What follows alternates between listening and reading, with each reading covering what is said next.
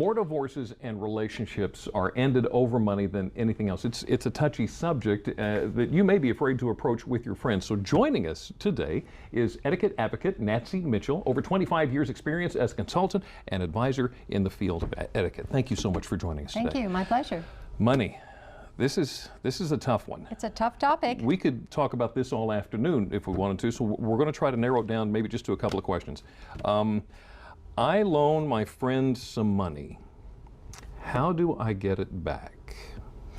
It's so difficult. I'll back up and say, did you have an agreement? Even with someone who's so close to you, family member, friend, neighbor, it is so important to put in writing when we're talking about a substantial amount of money that this amount of money was borrowed on this date, and maybe together you decide on what the repayment agreement is going to be. Remember that old saying, good fences make good neighbors? This goes along with that. When we have an agreement, it's almost as if there is pressure for us to acknowledge the agreement, to meet those deadlines, and to pay it back. If it's too loosey-goosey, it's going to slip away and it's going to become very embarrassing and very uncomfortable. Right. And I'm assuming we're talking like a couple $1,000s, not a 10 or a 20 here and there or something like that. Okay. Let's say I've got a circle of friends and we go out to eat and we like to go to this restaurant. And I happen to know that one of my friends, who I don't want to exclude from the group because we have so much fun together, I know that one of my friends is having a hard time with money right now. Is it okay, is it offensive for me to say, come on with us, I'll pay your way, don't worry about it? I would not say that. To many, many people, that could be offensive.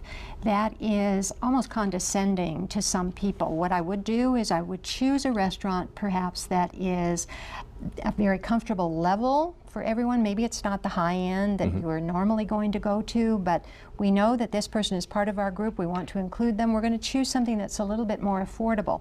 Then we're going to extend the invitation to the person and say, please join us, and I hope that this will be comfortable for you. Let it be that person's decision whether or not they go along. Then when the bills come, perhaps you're going to say to the server, could we have separate checks, please? Your friend may be ordering a soft drink and a salad, and everyone else is ordering 4 courses. Right. The awkward position is when the bill comes and someone in your group will say, let's all split it 4 ways. Oh. Well, the person who's having trouble at that point has ordered very, very carefully, and everyone else is ordering in a different way. So maybe because you've got that sensitivity, you say, let's get separate checks. Could we have separate checks at the beginning? Wow, okay, well, that makes sense. I didn't even think about that. Okay, so we're still in the restaurant. Do I have to tip? Do I have to leave the server a tip? You really do. And when you back up and you understand the industry, servers are paid according to the tips that they're going to receive. Now, we may not like that. We may not think that that is the management good decision, so to speak, but that's the real world. That's the way their hourly rate is set. So we need to tip. We need to tip 15 to 20% in a restaurant, depending on the service.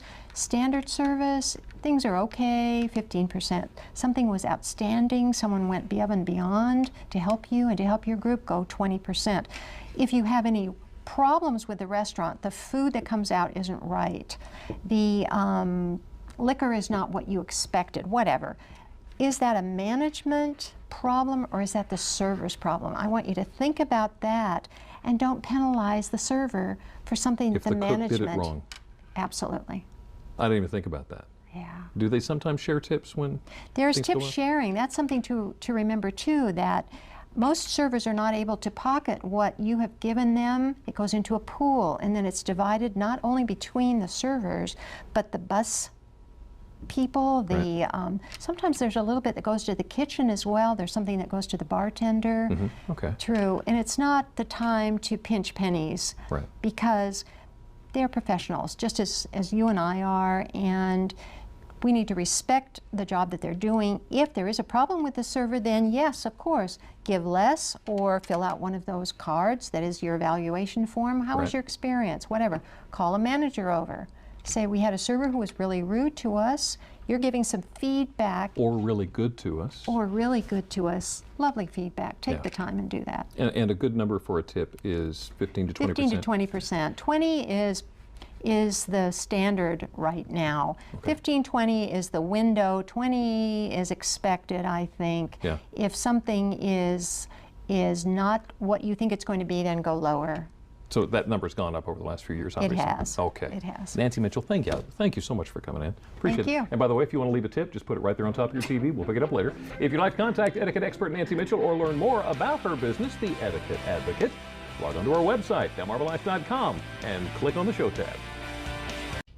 Good information. Well, up next on Delmarva Life, if you've ever had braces, you know, one of the first steps is to take an impression of your mouth using plaster. Not everyone likes that procedure.